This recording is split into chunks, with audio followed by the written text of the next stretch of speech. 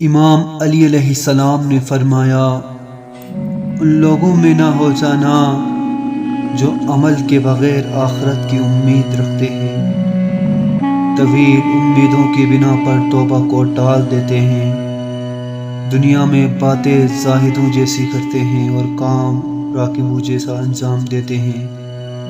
کچھ مل جاتا ہے تو سیر نہیں ہوتے، اور نہیں ملتا تو قناعت نہیں کرتے۔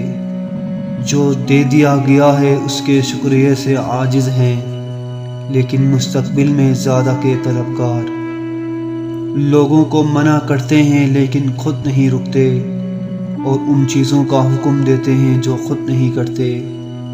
نیک کرداروں سے محبت کرتے ہیں لیکن ان کا جیسا عمل نہیں کرتے، اور گنہگاروں سے بیزار رہتے ہیں لیکن خود بھی انہی میں سے ہوتے ہیں۔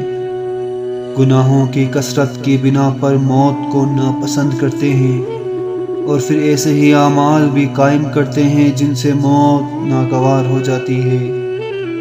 بیمار ہوتے ہیں تو گناہوں پہ پیشمان ہو جاتے ہیں، اور صحت مند ہوتے ہیں تو پھر وہی لہو اور لعب میں مبتلا ہو جاتے ہیں۔ بیماریوں سے نجات مل جاتی ہے تو اکڑنے لگتے ہیں، اور جب مصیبت میں پڑ جاتے ہیں تو مایوس ہو جاتے ہیں۔ کوئی مصیبت نازل ہو جاتی ہے تو مضطر لوگوں کی طرح دعا کرتے ہیں، اور سہولت و آسانی فراہم ہو جاتی ہے تو فریب خوردہ ہو کر منہ پھیر لیتے ہیں۔ ان کا نفس انہیں خیالی باتوں پر آمادہ کرتا ہے، لیکن وہ یقینی باتوں میں اس پر قابو نہیں پا سکتے۔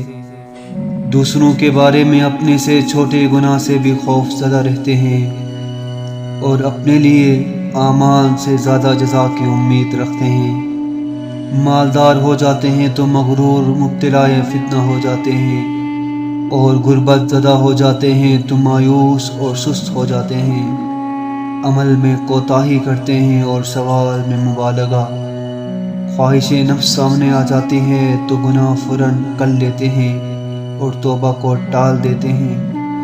کوئی مصیبت لاحق ہو جاتی ہے تو اسلامی جماعت سے الگ ہو جاتے ہیں۔ عبرتناک واقعات بیان کرتے ہیں لیکن خود عبرت حاصل نہیں کرتے۔ نصیحت میں مبالغہ سے کام لیتے ہیں لیکن خود نصیحت حاصل نہیں کرتے۔ قول میں ہمیشہ اونچے رہتے ہیں اور عمل میں ہمیشہ کمزور۔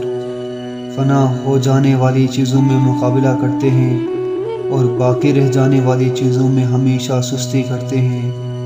جو حقیقی فائدہ ہے اس کو نقصان سمجھتے ہیں، اور جو حقیقی نقصان ہے اس کو فائدہ تصور کرتے ہیں۔